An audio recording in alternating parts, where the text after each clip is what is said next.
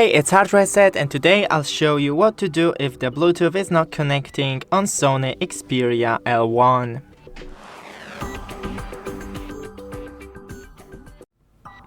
So first, go into the Bluetooth settings by scrolling from the top and holding the Bluetooth icon. Disable the Bluetooth and enable it again after a couple of seconds. Click the gear next to the device that you're connected with and click Forget. Now, click on the device to connect again. Click Pair. And that's it. If it's still not working for you, then try to restart both of the devices. Thanks for watching, don't forget to leave a like and see you in the next one.